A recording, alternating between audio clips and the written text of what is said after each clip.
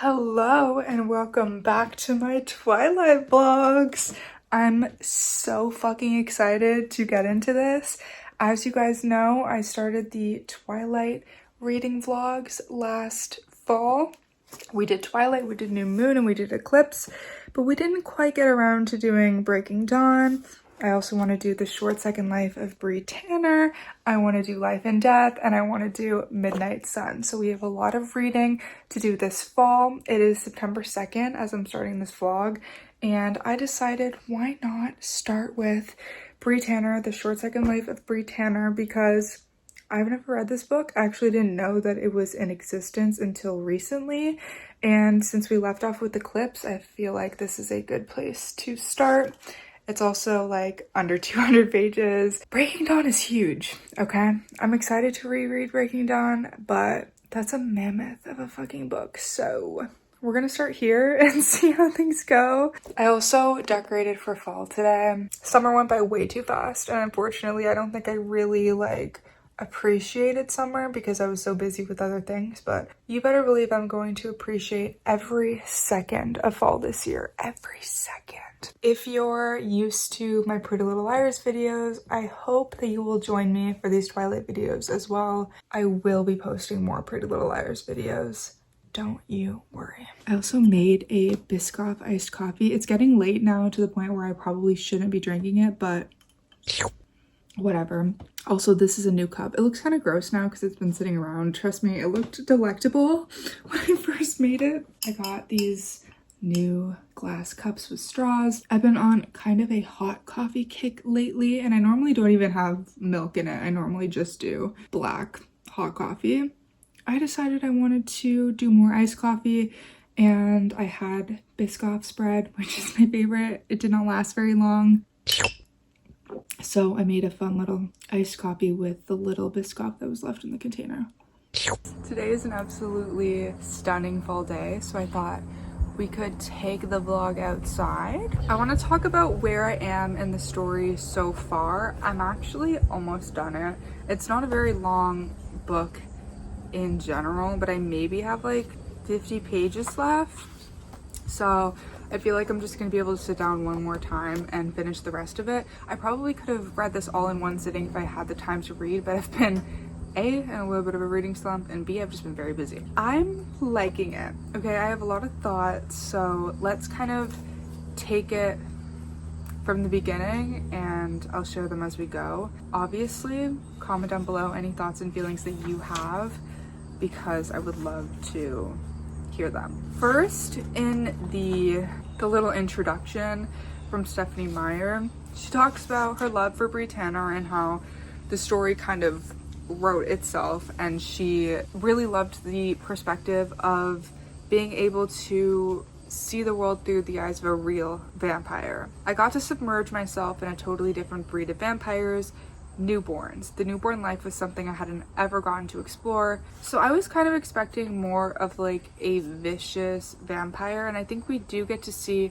a bit more of like the casualness of killing and like the normalcy of it. But at the end of the day, Bree is a very sweet girl. She's a very sweet character. It wasn't like we were seeing the world through the eyes of like an actual like vicious vampire like Victoria, for example. I think that would have been an interesting story, but I was kind of comparing this to the Vampire Diaries in that at the beginning of the show, Damon was a vicious vampire and we still loved him, like we still got to know him. He still was able to be redeemed, and I think she maybe should have gone more of that route rather than writing this as like a sad, sweet homeless girl that trusted the wrong person and is now just a sad, sweet vampire. I don't know, like I feel like she could have just like been a bit more rougher around the edges. She could have maybe had bad intentions and we had to like learn to like her. Those are just my initial thoughts here, because reading this intro made me think like, oh, we're seeing a real vampire, like not one that cares about anyone, and that's just like not what this is. We're in this like house of vampires that Riley has been creating. Obviously Riley is creating vampires for Victoria. She starts talking about how Raoul, one of the like bad vampires, has a and he kind of spends a lot of time like terrorizing the other vampires. So even though they're superhuman, she's still like scared of Raoul because they could hurt her and they could end her life. Then she meets this guy named Diego, and I don't know why I wasn't expecting there to be like a love interest or a love story in this.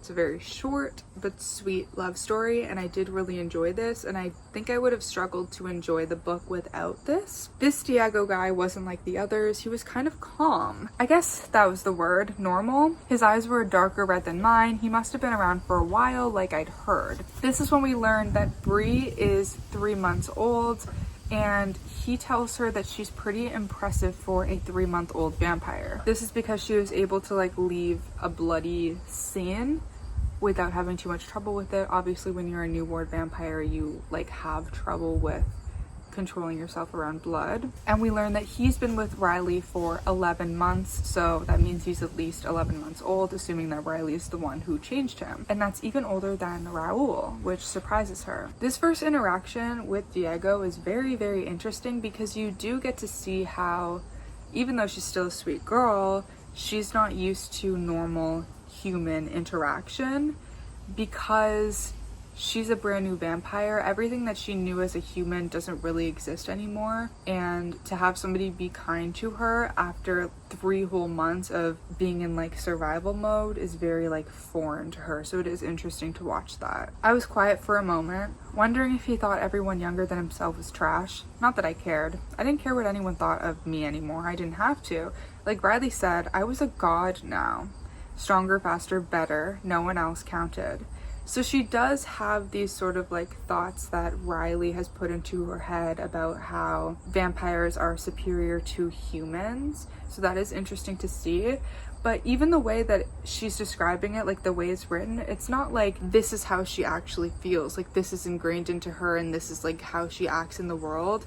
It kind of is just like she's almost trying to convince herself of it and regurgitating information that Riley has told her, or at least that's what I'm getting out of it. She explains that Riley tells her to, and the rest of the vampires, to hunt the people that like nobody is really looking for. So this is like, oh, that squirrel almost fell off the tree. Oh, they're fighting. The people who are addicts, homeless people, people who probably don't have anyone looking for them. It was the same way he chose us. Meals and gods, both coming from the dregs. And I found this super, super interesting the way this was written. She's like, yeah, the meals and the gods come from the same people.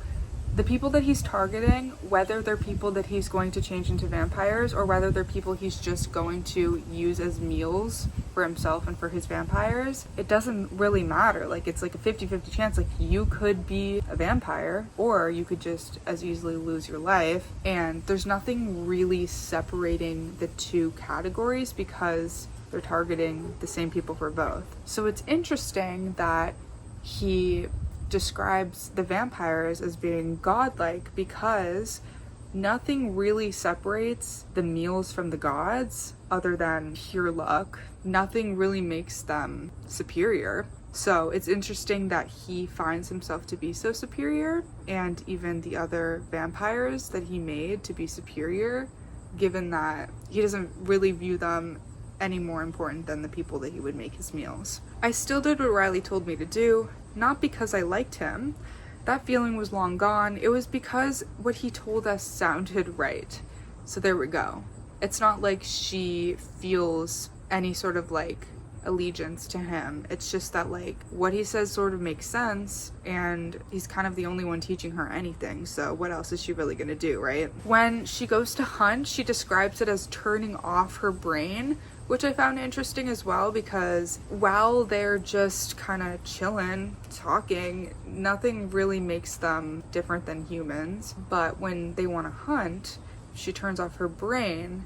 It's kind of like just those animalistic instincts coming through. So I found that to be an interesting description. She also notes that like once she's in hunting mode, there's nothing that can really stop her. So if she like picks a person, once she's in hunting mode, that person is going to die. Like there's no saving that person after that. She goes hunting with Diego and he gives her somebody to eat, and she's surprised that he has sympathy for her. Like, she's extra hungry, and so he's like, well, she could use this more than me, and she's really surprised that he would like do that for her, because all that she knows is this like animalistic instinct coming from everyone around her. We learned that Riley has given Diego like a lot of freedom and agency.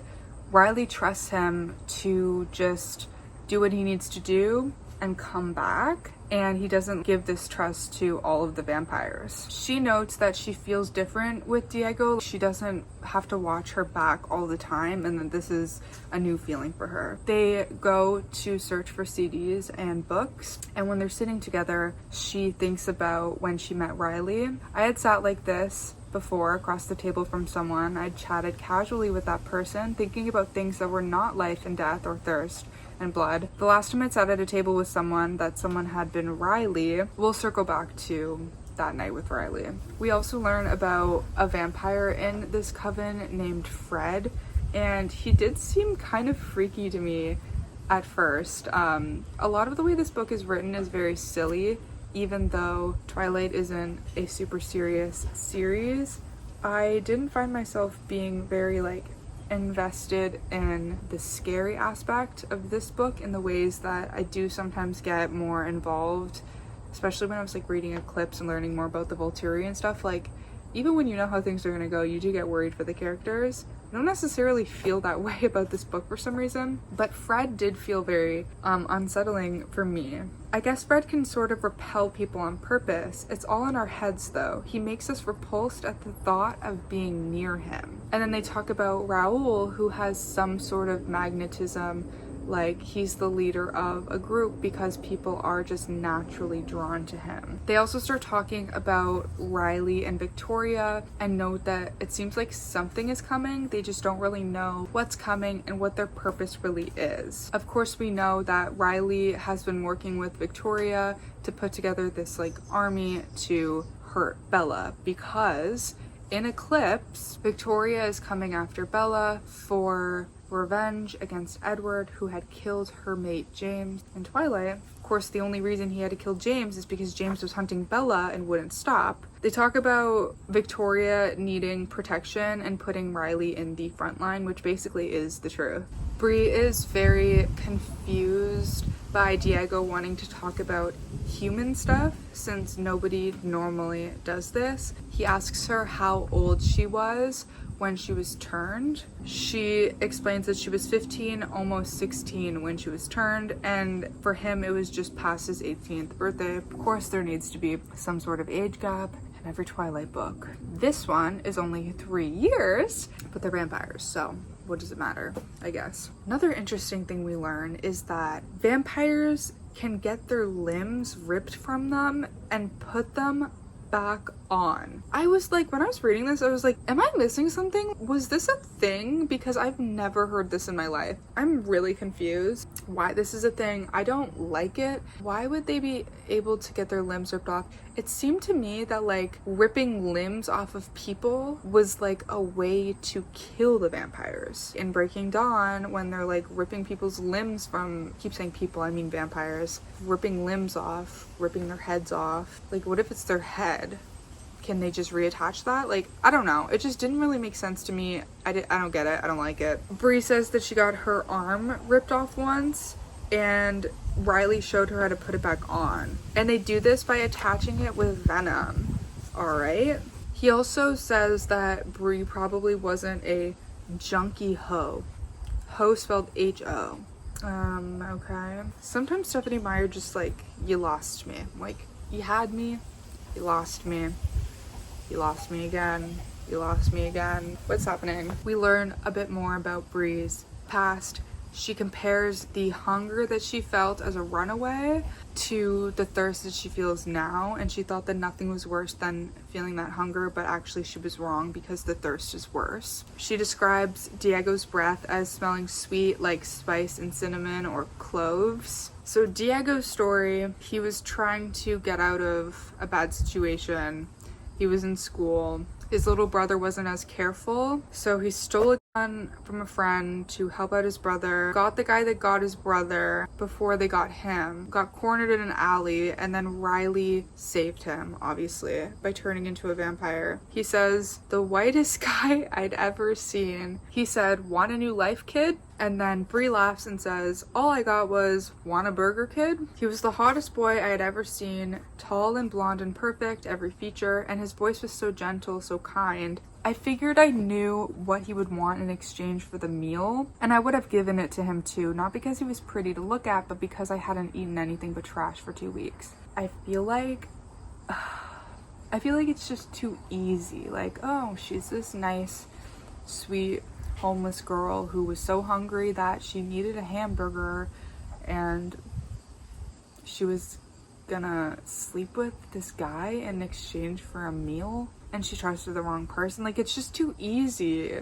But I guess that's the whole thing. Like, they're just going after people who don't know any better, or like can't make better choices for themselves, or have nowhere else to go. She says that this happened to her because she ran away before she had a driver's license, so she couldn't get a job, and so she was on the street. She was running from her dad, who used to knock her around a lot. Probably did the same to her mom before her mom took off. So she just had like a really sad life, and then was brought into another really sad life. But this relationship that she has with Diego does give her a bit of hope, and she even starts like considering running away, starting a new life and stuff with him, which is really sweet. Another thing that we learn is that they think they can't go out into the sun, and they start talking about this as if it's just normal, like common knowledge, like obviously we can't go out into the sun. And I was so confused for a bit until I realized that Riley just told them that they can't go into the sun, and this is obviously a way to control them so they won't just like leave or go out and do anything. Like when they go out at night, they have to get back before the sun comes up, otherwise they're just going to be like a pile of ashes, basically. So they talk a lot about vampire lore with the coffins and the garlic and the sunlight and all of that, which of course we know not really much of vampire lore is real. It's getting a bit mixed up in my brain because I am currently watching the Vampire Diaries, and a lot of that lore is actually real in the Vampire Diaries, and I think it's more fun that way. Like, they're already these superhuman animals, basically, so the only way to give humans any sort of protection is to give them all of these issues, like can't go out in the sun, like can get killed with a wooden stake. Obviously in the Vampire Diaries, like they have a weakness for vervain. I like all those downfalls because it makes you question if they're actually gonna get away with things. But of course Twilight is kind of different. It's not really about controlling other people, they're kind of just living their own lives. Her and Diego can't get back to the house in time, and the sun is about to come up, so he takes her to this like cave that he knows of, and he explains to her that indirect sunlight doesn't seem to hurt. Like, this is something that he's recently discovered. He says that he stood under a shady tree once and he was totally fine, so they must be okay in the shade. He thinks that maybe Riley just doesn't know as much as he's saying. Like, maybe he genuinely believes that you're not allowed out in the sun, but he doesn't know that really they would be okay in the sun. But Bree's thinking about all of these people that Riley told them, oh, these people are gone because they didn't get back in time. I saw them in a pile of ashes. So she's like, it seems like he knows that it's true, and he's actually seen people die of the sun, people being vampires. Bree says everyone knows that old-timey vampires had to stay in coffins during the day to keep out of the sun. That's common knowledge. He says, what do vampires do in coffins all day? She says, oh yeah, they're supposed to sleep, but I guess they're just lying there bored because we don't sleep, so I don't know, maybe that part's wrong. They start talking about the wooden stake thing, and he's like, you really think someone could kill you with a wooden stake? And she's like, oh, like, I guess not. She's fully believing all of this stuff, and he has doubts about all of the old-timey stories. He starts like clawing at the stone, trying to get a little hole of light to prove to her that indirect sunlight isn't going to hurt her. He ends up pulling a branch out and stabbing himself with it to like prove to her that that's not going to hurt him, and that maybe some of the other myths aren't real either. All right, we've chatted up until page 44. I'm so hungry. I have to go make lunch. I I've read up until page 128, so we'll come back and talk some more about the rest of the book, and of course I have to finish it so we can talk about the whole thing. So yeah, bye. Hey guys, I am back to finish sharing all my thoughts with you on the short second life of Bree Tanner.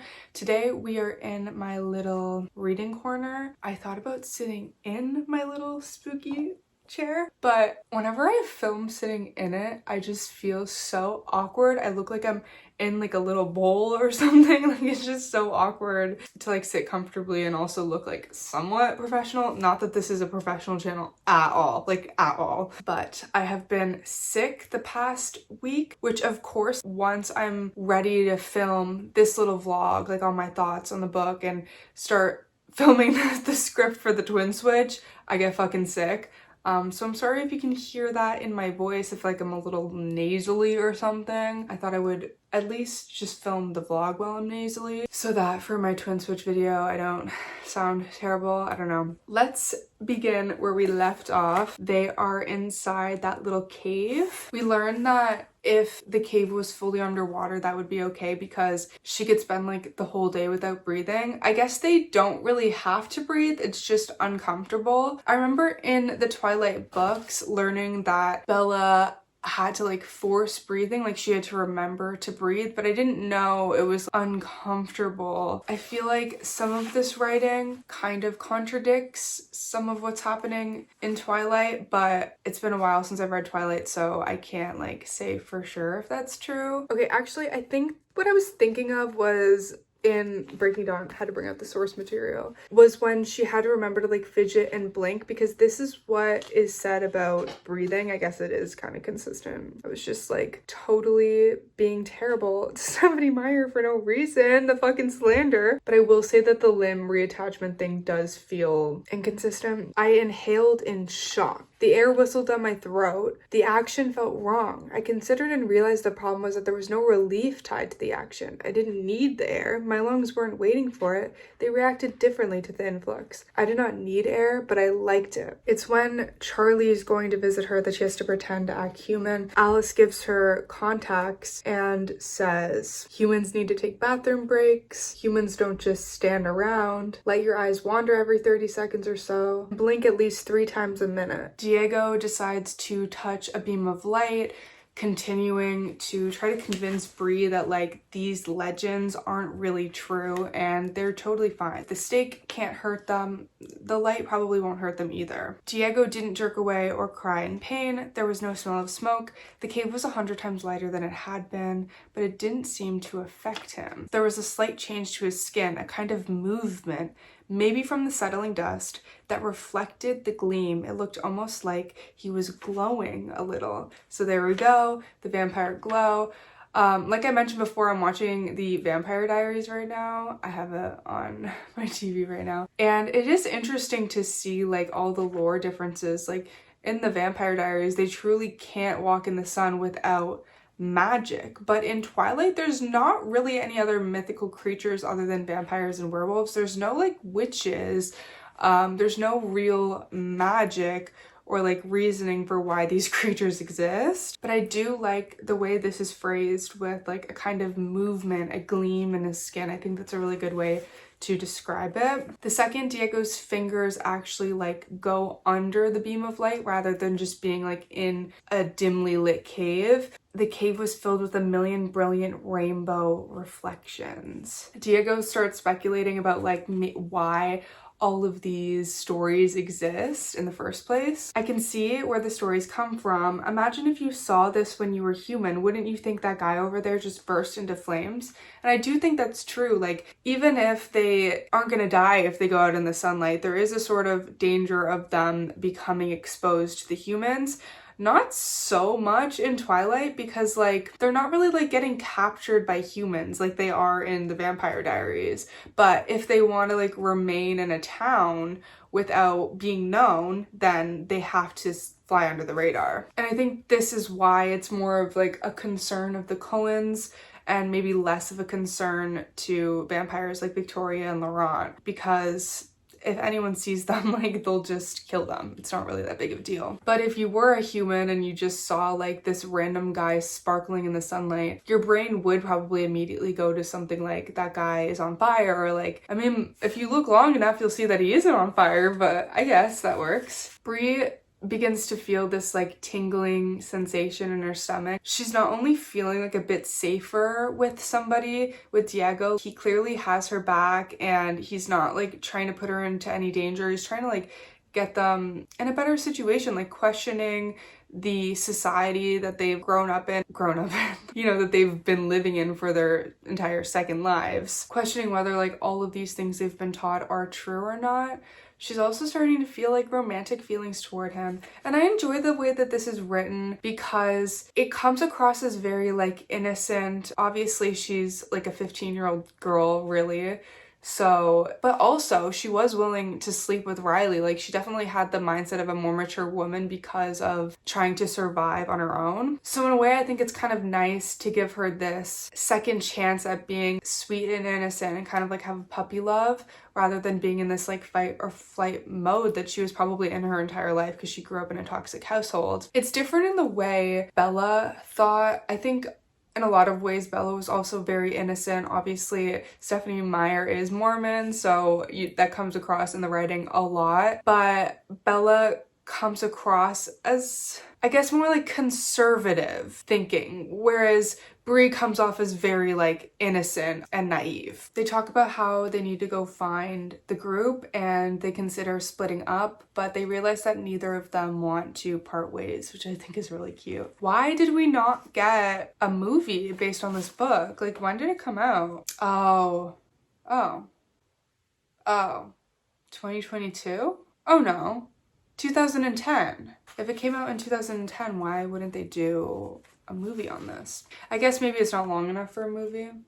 They could have included it in Eclipse. I guess maybe there's not enough time to do the whole thing. It's like too long, whereas they couldn't put it in Eclipse, but not long enough to do a whole movie on, I guess. They could have done a whole movie on it. They could have just added stuff. Clearly, like, the Twilight franchise was really popular, so they probably would have made money off of it. We know that Diego is kind of friends with Riley. He's known Riley for the longest amount of time of any of the other vampires, but Bree has this intuition about her, like she's not sure if they should trust Riley. So she says that she doesn't want to tell Riley about the son. And Diego's like, okay, you really think Riley's a bad guy? Like, he's not fully processing. And I do find it interesting how she's quicker to believe the stories about, you know, burning up in the sun and dying by stake or whatever, but she's not very trusting of Riley. And Diego's the complete opposite. Like, he's very trusting of Riley,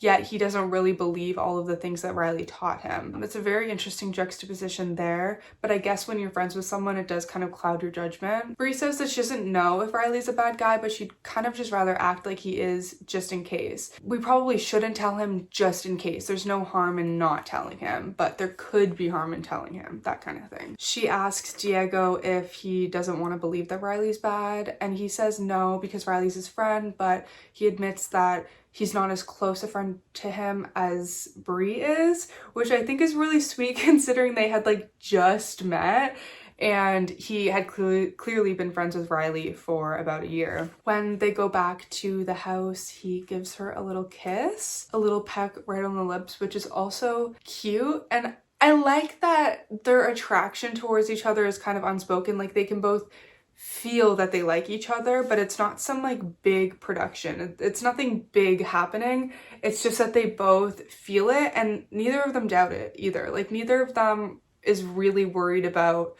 There's a few thoughts here and there where Bree is like maybe a little bit insecure, but for the most part, they like know that they like each other and that the feeling is mutual. Bree goes back in the house and she goes to her normal spot, which is behind Freaky Fred. He has this power where he can make everyone feel like repulsed by him.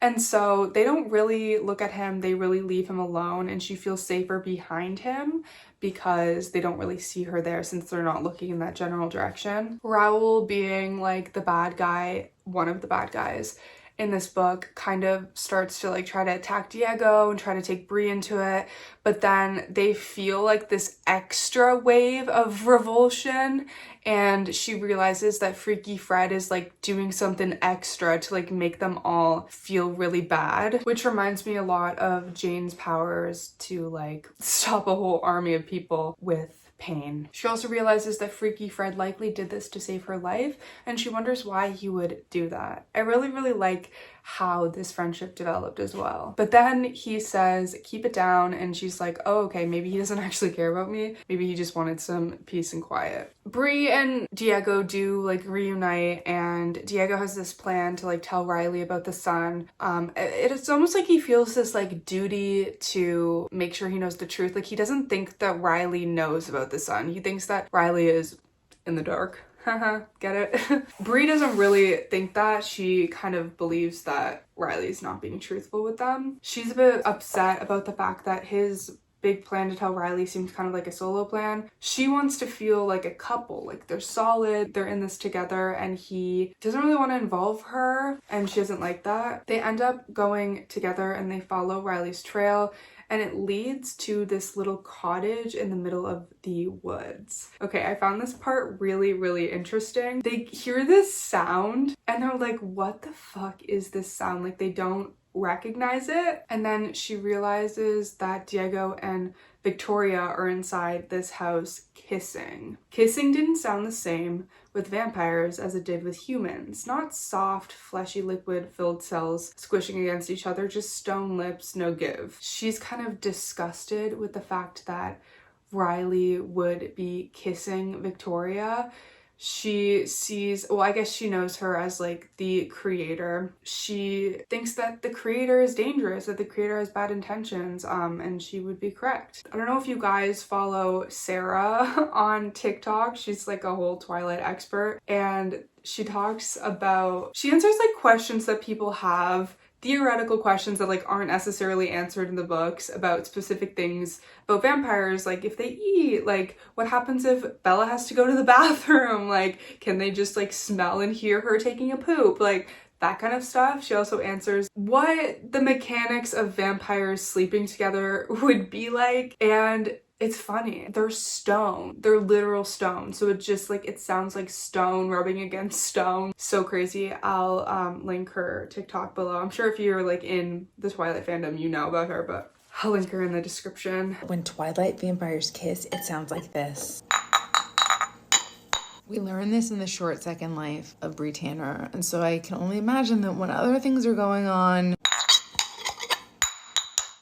She remembers after Riley found her and brought her to the creator to change her, something cut into her neck, burning like a blade coated in acid. And that's like, I guess the only memory that she has of Victoria. She notices that Victoria doesn't sound like she's talking to a friend or like her lover, which clearly they are lovers. It sounded like she was talking to an employee, which is also true because he is, I guess, hired literally getting paid nothing to create this army for her as collateral damage. Like, you know, his role, his job is to create this army of vampires for her, to protect her, to Bella. And I'm not really sure how she managed to get him to do this. Like, I don't know if it's enough just to change him and make him fall in love with her and just tell him that this is his role and this is what he needs to do. Like, I guess that's what happened. There's not really like any other thing in it for him other than, I guess, like just her approval. Maybe he's scared, he has nowhere else to go. Bree also mentions that if he was an employee, it was one that she didn't like very much and would probably fire soon. Her voice sounded high, almost trill, like a spoiled young girl. And I think that's a really good description of Victoria's voice. And even just like the way that she acts in general, like she does act like a spoiled little girl. We learn that there are 22 vampires in this group now. Riley says to her, Everything you told me to do worked flawlessly. They don't think, they just do what they've always done. Bree is not impressed with the fact that Riley doesn't want them to have their own thoughts. She thinks there's some purpose that they have been created for that she doesn't know. That's when she notices the Volturi. This part was also really interesting because it's an element to the story that we didn't know previously. Of course, she doesn't know that it's the Volturi at the time. She just sees 4 figures crossing an open field, like in these creepy black cloaks, and they're like hiding up in the trees, but I'm surprised the Volturi couldn't like sense them somehow. I don't know, with their fucking sense of smell or like intuition, I don't know. Victoria and Riley are really scared when they see the Volturi. Assuming that Victoria probably does know who the Volturi is, and they say that they're not there to destroy them yet. They're impressed with how long they were able to keep this little like band of vampires under the radar from them, and she explains that she's been able to keep it a secret because she hasn't made a decision yet. She knows that there are vampires that can see the future and read her mind, and her choice not to make the decision yet is what makes them not be able to know. Because like, if Alice is watching, this is exactly why they couldn't see it coming in Eclipse. Alice is watching, but she can only see the future as it happens, kind of. I could sit here and be like, I'm gonna have pizza for lunch. It's 10 a.m. At 12 p.m. I'm gonna have pizza for lunch. So she's gonna see in her mind, Sydney's having pizza for lunch. But then at 12 p.m. I'm like, I'm actually not in the mood for a pizza. I'm gonna have a salad. And so the future changes. With her not making a decision, there's no like clear future there. So they can't really do anything about it or know what's happening yet.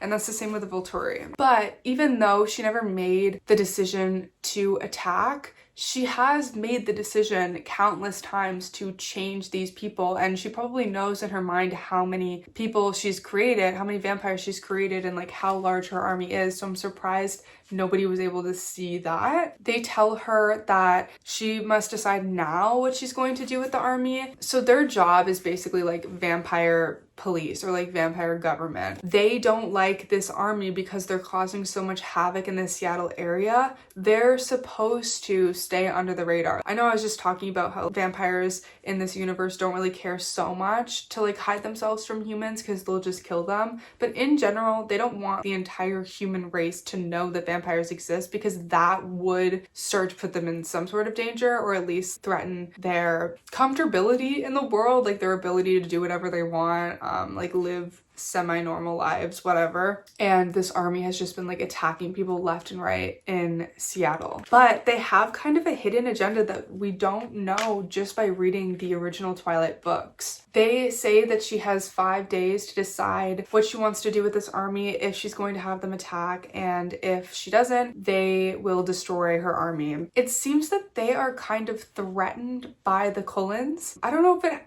has to do with Bella's existence, and them being like annoyed that they're getting away with keeping Bella, a human who knows about vampires, which isn't allowed, or if they're just like salty about all the Cullens that have all these gifts. They really want specifically Edward and Alice to be part of the Volturi, and I guess Carlisle as well. Like, Carlisle was a part of the Volturi and he decided to leave, and they probably don't like that either. They're kind of okay with the idea that this little vampire army could wipe out the Cullens, but I'm surprised they don't suspect that this isn't really possible. Like, the Cullens are a lot stronger and a lot smarter and a lot more skilled, so I don't know. Victoria's like, what would happen if I do make my attack? They say, I suppose that depends on how successful you are. Work hard to please us. Which tells me that they do want the Cullens dead. Work hard to please us. Work hard to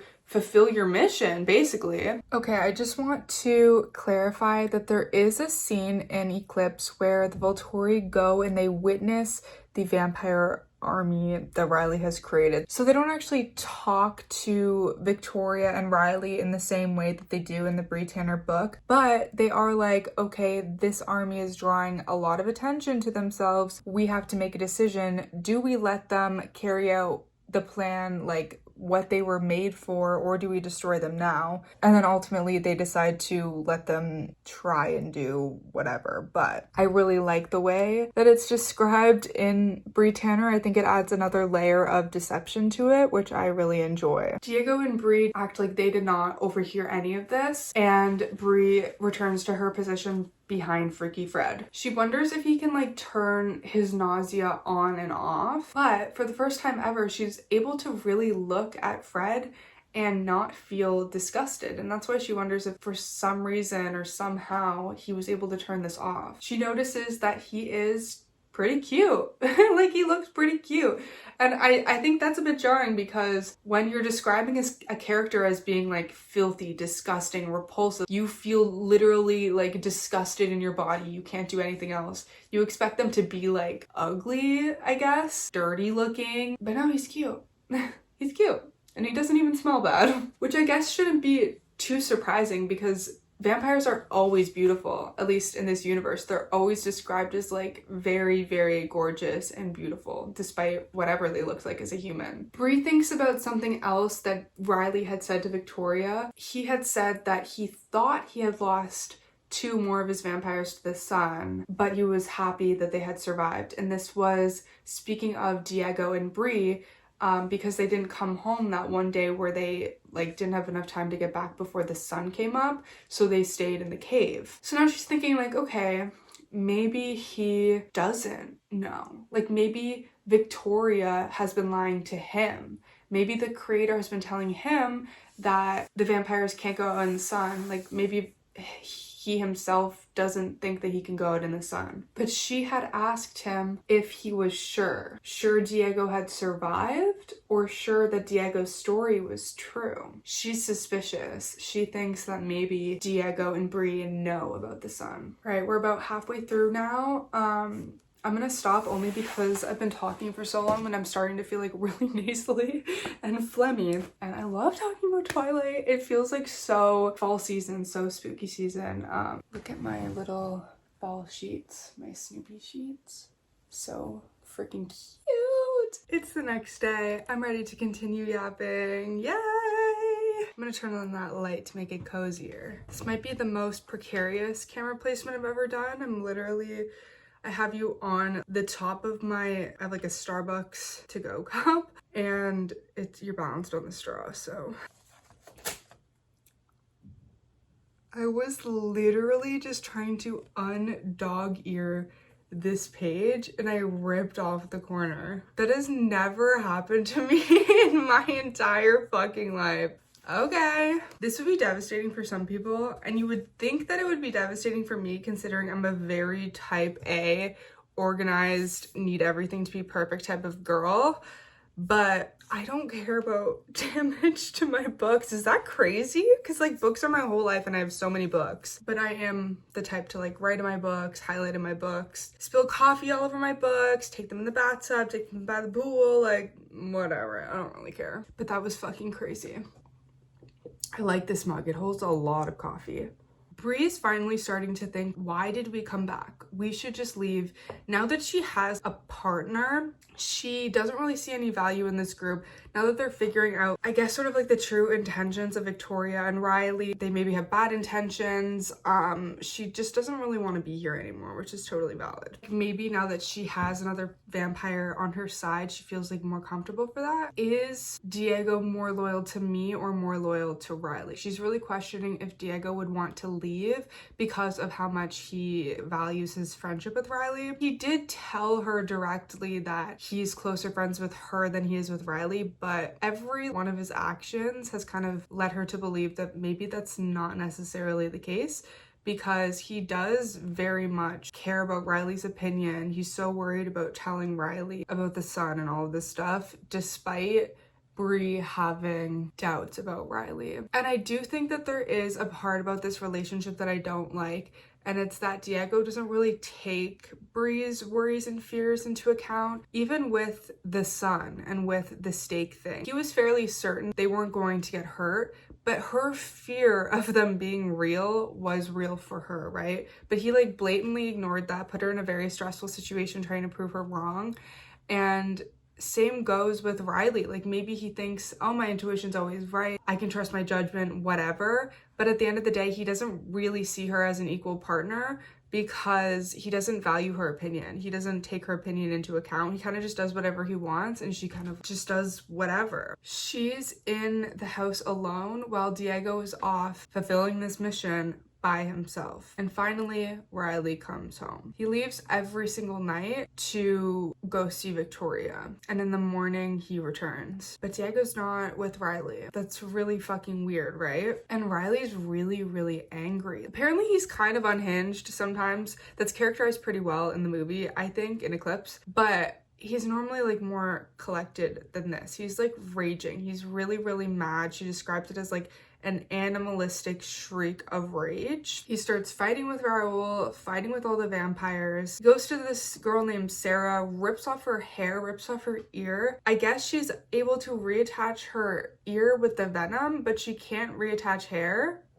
All right, you can't reattach hair. Okay, new lore drop, cannot reattach hair, in case you're wondering. So she's going to have a bald spot. So you can reattach everything except hair in the vampire world. Bree seems suspicious about the fact that Diego hasn't come back, but she doesn't like seem to think that this is danger, like anything bad has happened yet. She's just kind of like, what? Like, where is he? Why hasn't he come back yet? This is Riley's moment. He decides to finally tell the truth, or some of the truth, partial truth, about what their purpose is, what their point in the world is, and what they need to do. He's like, we exist as well as other vampires in the world. There are other vampires in existence. Other vampires who are older, smarter, and more talented. Other vampires who want our blood. Seattle was once theirs, but they moved on a long time ago. Now they know about us, and they're jealous of the easy blood they used to have here. They know it belongs to us now, but they want to take it back. Only they are coming after what they want one by one. They'll hunt us down. We'll burn while they feast. Obviously, this isn't true. The Cullens aren't after them. The only reason why the Cullens are sort of after them is because they're after them. He says, I haven't told you like the full truth about vampires because I didn't want to overwhelm you. Like, you weren't ready yet. That's why I didn't tell you everything yet, duh. He explains there are certain talents that certain vampires have, and they're lucky enough to have a vampire with certain talents in their midst. That being Fred. Fred has that freaky power to like make him disgusted. But Bree's looking at Fred and she's like, I feel fine. Well, I don't feel anything. Fred likes her, so he's not using his power on her anymore. Gifts are rare, 1 in 50 maybe, but every one is different. There's a huge range of gifts out there, and some of them are more powerful than others. He explains that he's going to teach them how to fight because they need to band together. He doesn't want to risk losing another one of them at this point. And he even threatens them. This part is very important for later on in the story. He says, if you don't listen to me, I'm going to take you to her. Speaking of the creator, who is Victoria, but they don't know her name, and hold you while she tears off your legs and then slowly burns off your fingers, ears, lips, tongue, and every other superfluous, is that correct? Appendage, one by one. Okay, it's very specific for some reason. Very, very specific. So, we'll return to that. Bree also notices a bit of a change in Riley. His face was not twisted in rage the way it usually was when he was angry. It was calm and cold, smooth and beautiful.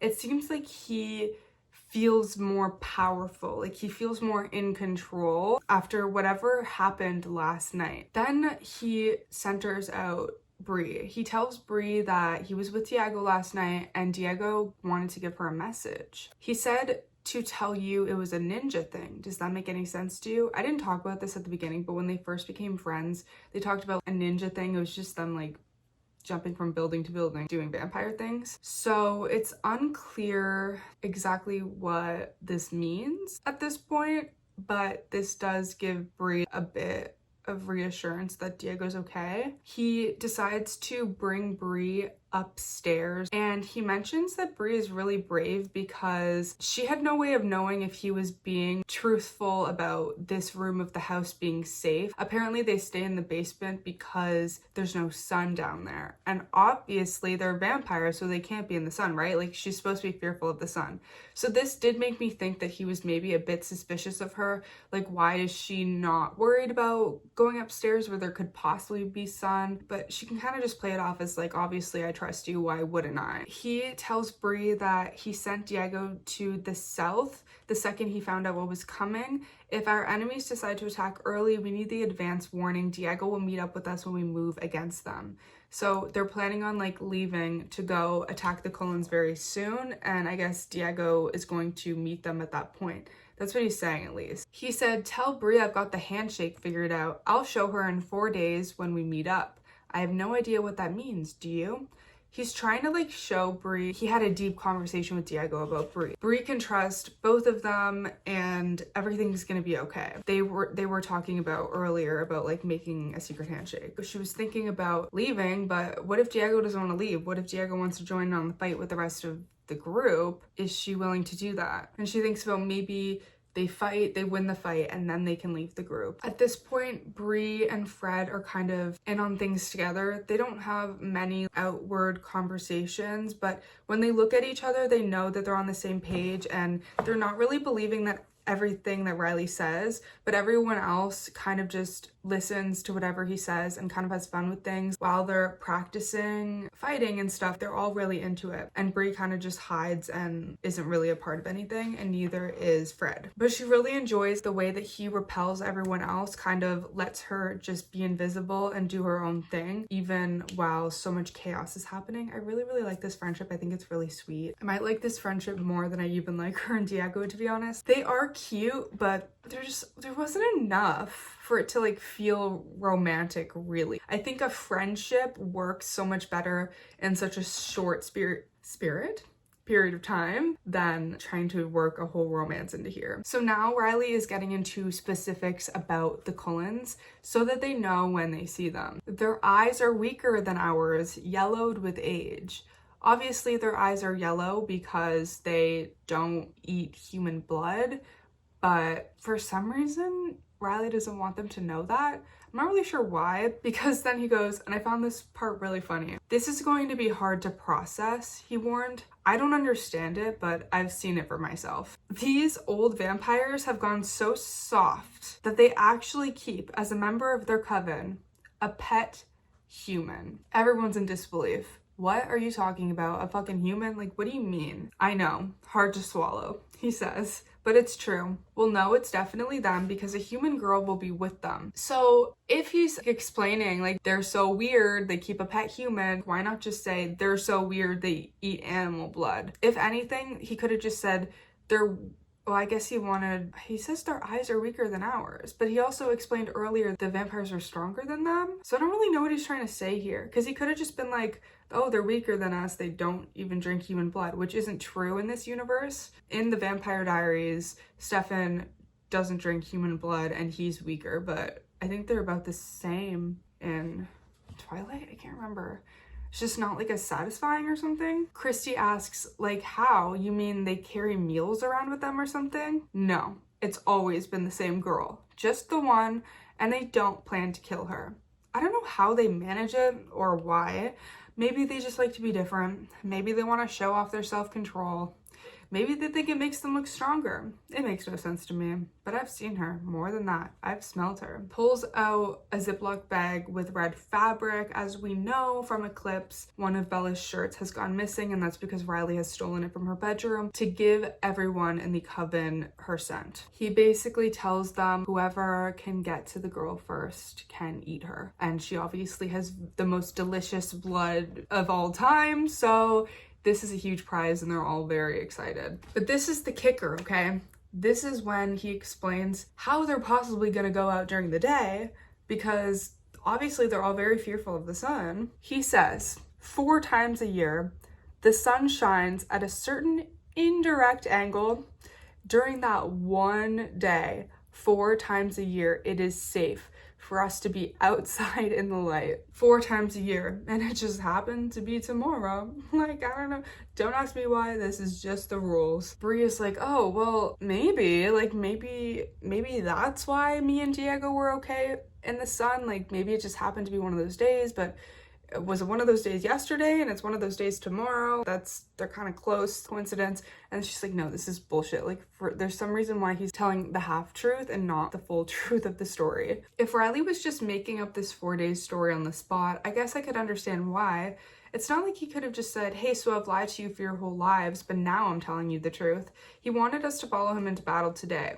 He couldn't I kept saying tomorrow. It's today. He couldn't undermine whatever trust he'd earned. One by one, they all go into the sun. OMG, my skin is so shiny. Whatever. This is when she finally gets to have a private conversation with Fred, because all of the vampires are like on their way now. He says, I was going to take off sooner, but then I wanted to talk to you before I left. So he's been planning his escape as well. And I'm surprised he even stayed there as long as he did, because he's never really been a part of the group. He literally repels everyone on purpose. He doesn't talk to anyone. He doesn't want to be a part of anything. He wasn't in on the fighting or anything like that either. He tells Bree that if she wants to come with him, she would be safe, because nobody would be able to follow them because of the repulsive thing. Like, no one can follow their trail because he's not going to let anyone want to get anywhere near it. I think it's so sweet how he wants to protect her, and I think she could have had such a nice life with him if she would have just left with him, but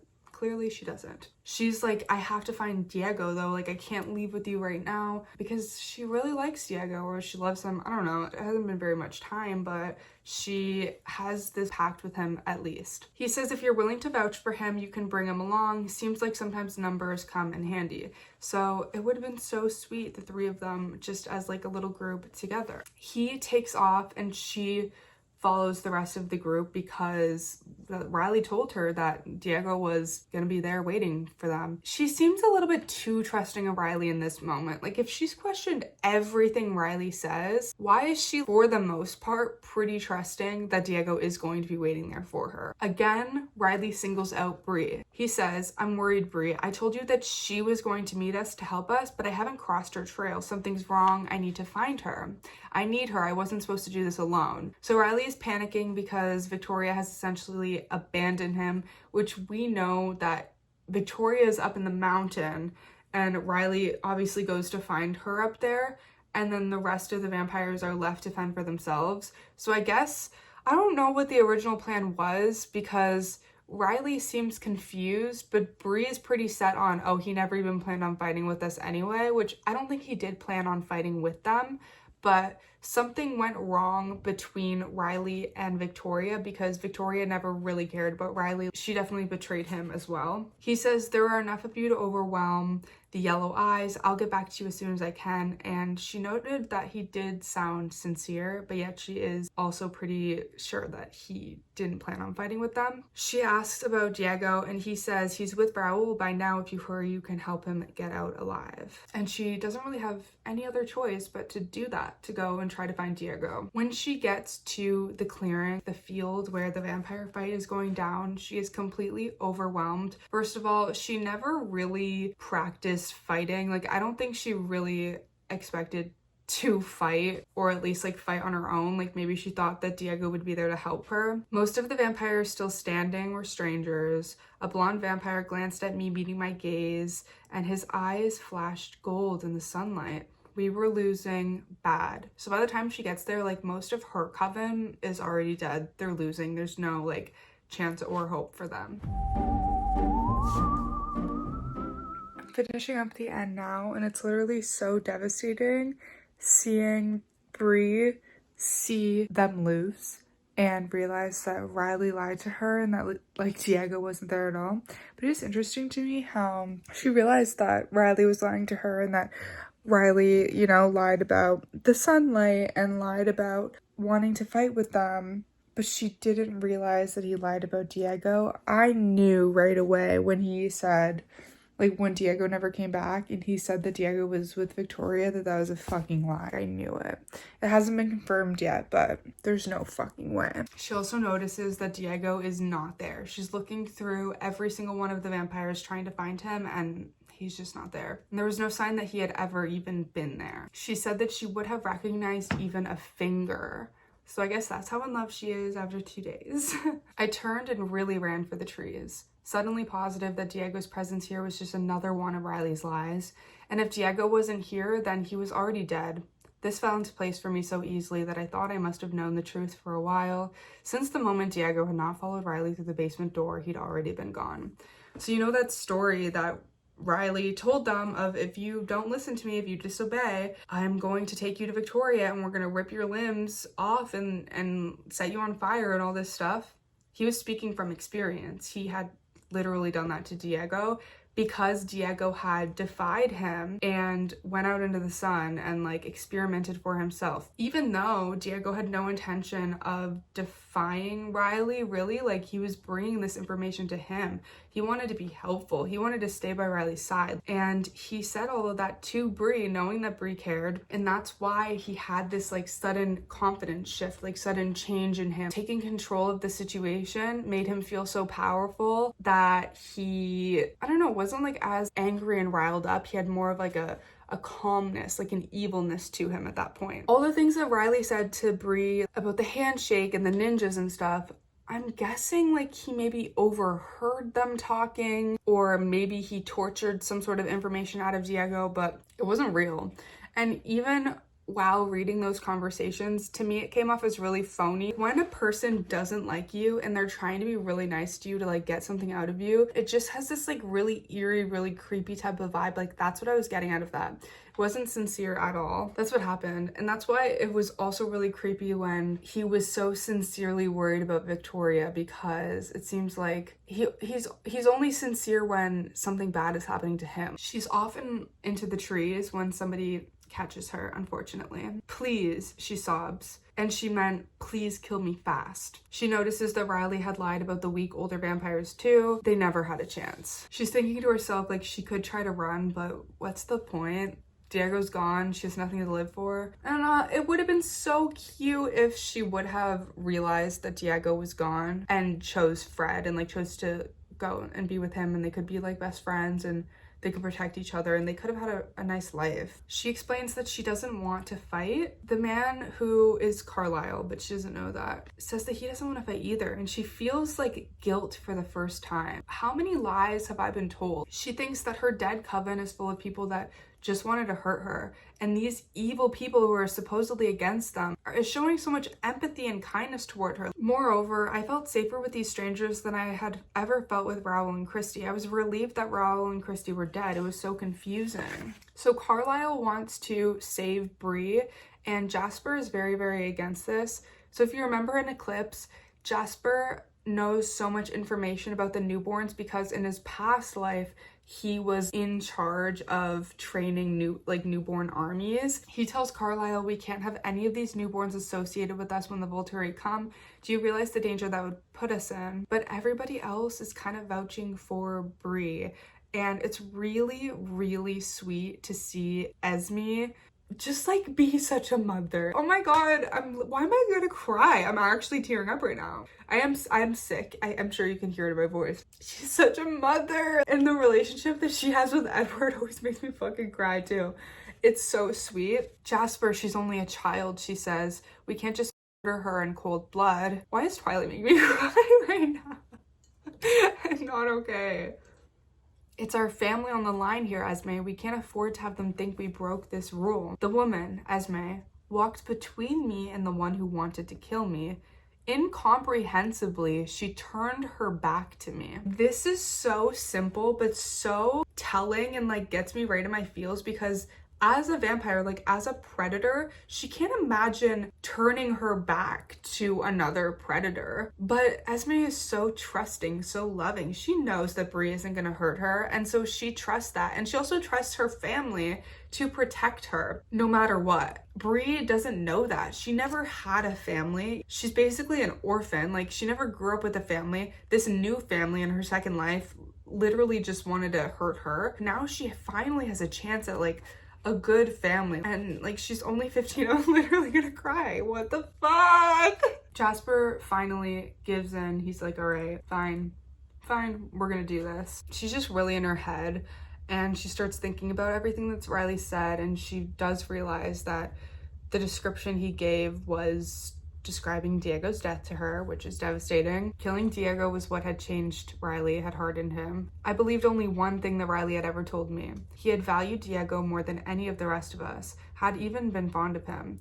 And yet he'd watched our creator hurt him. No doubt he'd helped her, kill Diego with her. I wondered how much pain it would have taken me to betray Diego. I imagined it would have taken quite a lot, and I was sure it had taken at least that much to make Diego betray me. And I think he's referring to like the inside jokes and stuff, like things that would make her trust Riley. So he must have been like really in pain, like really suffering to do that to her. I don't think any amount of suffering would make me betray anyone that I love, but it's also easy to say when you're not in that position. She wonders if Fred would, well, he said that he would like wait for her for one day, I believe, and she wonders if she would be able to get to him. Like either way, she has a good option with either the Cullens or Fred. She sees Bella, an awkward, clumsy human with sweet blood. She tries really hard to focus and like not want to kill Bella, which like kind of makes Jasper annoyed, but as we know, like Jasper struggles with this as well, and she is a newborn vampire. They explain, because at this point Bella and Edward had come, they explain Bree had surrendered and like that she's safe and all of that, and then Bella finds out that Jasper was bitten, and she's like, oh my god, like making a huge deal out of it, and Bree thinks of course Jasper was bitten. He just fought and destroyed my entire coven. Did this girl even know what we were? She's like, duh, like what? We also kind of get a full circle moment to the beginning of the book when Bree was explaining once she decides to kill someone, like to feed on someone, there's no changing that. The animalistic instinct really kicks in, and she doesn't really have control anymore in that moment. And this is how she feels about Bella. Nothing can like change how much she wants Bella's blood, but she desperately wants to like stay in control. Carlisle is very kind to her and says, have you changed your mind, young one? We don't want to destroy you, but we will if you can't control yourself. How can you stand it? I asked him. I want her. You must stand it, Carlisle said. You must exercise control. It is possible, and it's the only thing that will save you now. He's being very understanding but very firm with her. Obviously, they can't have Bella being killed. And this is when the Volturi shows up. She realizes that the Volturi had wanted the creator, aka Victoria, to succeed in destroying this family that she's like now part of. They explain to the Volturi the situation and how Bree means no harm, but the Volturi says there are no options for those who break the rules, which is crazy because there are rule breakers left and fucking right, okay? But they're gonna kill Bree for doing nothing? Like, Bree didn't even do anything. Jane asks who their creator was. What's interesting is we wouldn't know this just from Eclipse, but we do know this reading her perspective. She knows that the Volturi know Riley and Victoria, but the Volturi's pretending like they didn't know Riley and Victoria at all. This Jane was a bigger liar than Riley, and she was so much better at it than he was. She obviously tortures all the information out of Bree that she knows. She asks for her name. She asks if Victoria created her. She asks about Riley. She decides to play along with Jane. She didn't say anything about their part in it, and Jane seems happy with this story. Bree knows that this family has a mind reader amongst them. She just doesn't know who the mind reader is. So she's thinking in her mind, hello, like someone read my mind. The Volturi knows.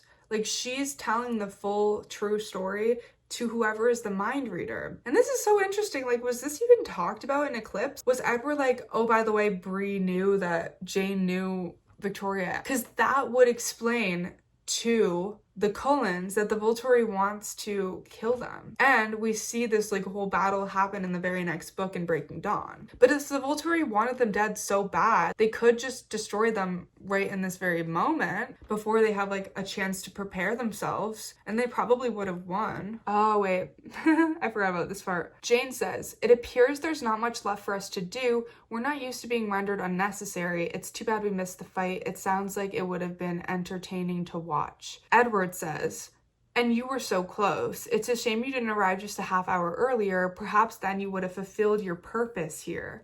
He knows exactly what Bree thinks about how they wanted to. I guess maybe this was explained in the movie and I just missed it. I don't know. Because I do recall like this conversation happening in the movie, I believe. But I don't think I thought in my mind, oh, because the Volturias wanted to kill them this whole time. But Jane decides that Bree cannot live. She is such a rule breaker. Bree cannot live, unfortunately. And so Bree closes her eyes and lets it happen. She wonders if maybe this family will meet Fred someday. She wants the best for Fred and she hopes that he lives like a happy life. And that is the end of Bree's story. I do remember when I first watched Eclipse, like when I was young, feeling sort of an attachment to Bree. And that was when we didn't even really know too much about her and her story. And I was just like so devastated that the Volturi didn't let her live because I thought she had so much potential. And I think it would have been so interesting to watch her integrate into the family. I think that she would have been really, really good. Like, I think it would have been really interesting. And it's a shame that we didn't get to see that. But that is the short second life of Bree Tanner, the Eclipse novella. Okay, you guys, I was fully planning on closing off this video here, obviously with the end of the Bree Tanner book, but then I thought it would be kind of fun to go back in Eclipse and compare notes and see how it's written here. My phone is dead, so that's why I'm filming on the shitty photo booth, but I hope that's okay. So after Seth and Edward fight Victoria and Riley, they go down to see where the Volturi is on their way. The Cullens have defeated all of the newborn vampires and they have them all in this like huge bonfire. The Cullens stood in a loose semicircle around the bonfire. Jasper stood closest to the solid seeming haze in its shadow so that his skin did not glitter brilliantly in the sun the way the others did. There was something there in his shadow, something he crouched over with worry intensity. I was too numb to feel more than a mild shock when I realized what it was. There were 8 vampires in the clearing. The girl was curled into a small ball beside the flames, her arms wrapped around her legs. She was very young, younger than me. She looked maybe 15.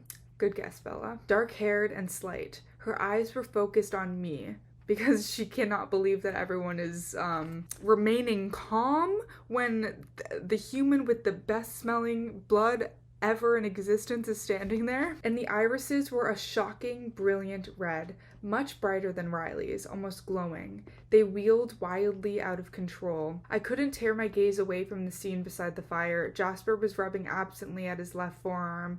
"Is Jasper all right?" I whispered. "He's fine. The venom stings." "He was bitten?" I asked, horrified. He was trying to be everywhere at once, trying to make sure Alice had nothing to do, actually. "Overprotective fool," Alice says. The young female suddenly threw her head back like an animal and wailed shrilly. Jasper growled at her and she cringed back, but her fingers dug into the ground like claws, and her head whipped back and forth in anguish. "Have you changed your mind, young one?" Carlyle asked. Her bright crimson irises focused on Edward, through him, beyond him, to me, and her nails ripped through the hard soil again.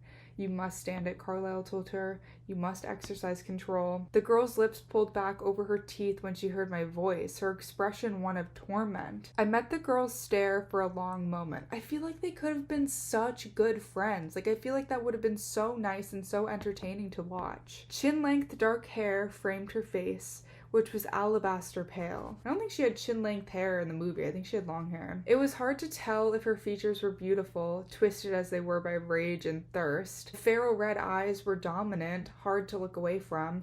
She glared at me viciously, shuddering and wreathing every few seconds.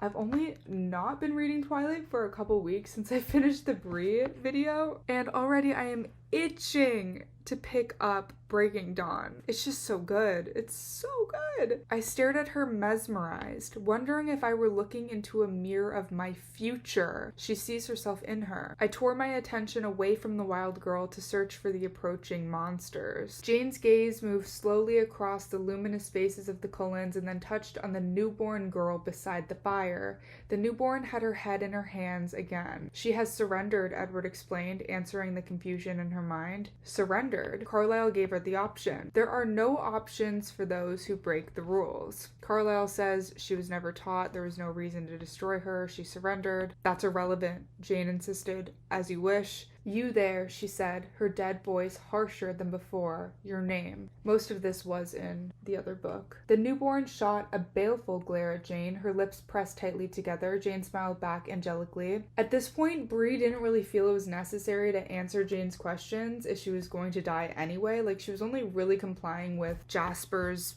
antics, like whatever he wanted her to do, because it was clear that he wasn't going to kill her. And I feel like that's valid. The newborn girl's answering scream was ear-piercing. Her body arched stiffly into a distorted, unnatural position. I looked away, fighting the urge to cover my ears. "Bree," the girl gasped. "Is this story true? Were there 20 of you?"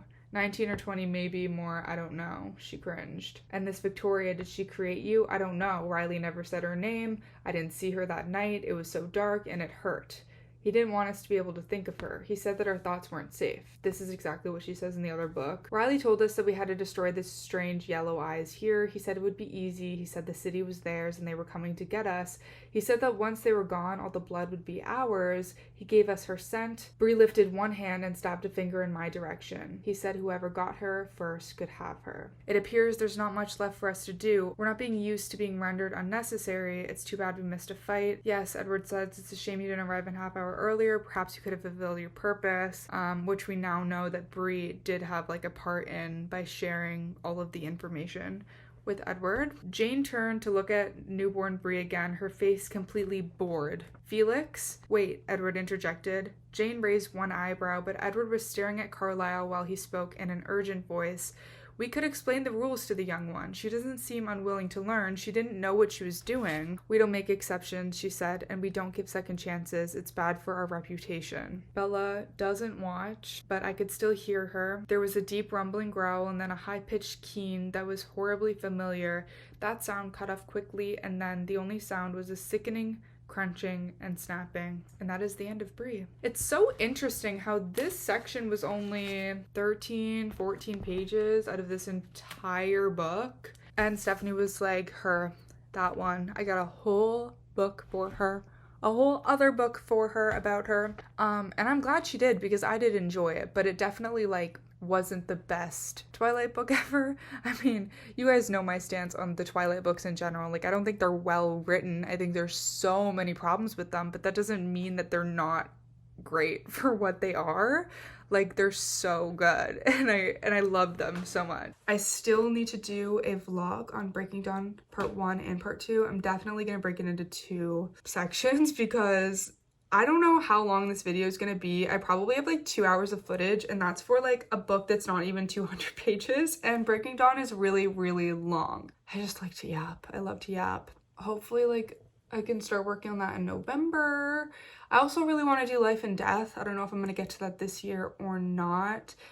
But yeah, I'm loving getting back into the Twilight universe. So let me know if you've read this book. Let me know your thoughts on anything Twilight Saga related, and I will see you guys in the next video. Bye!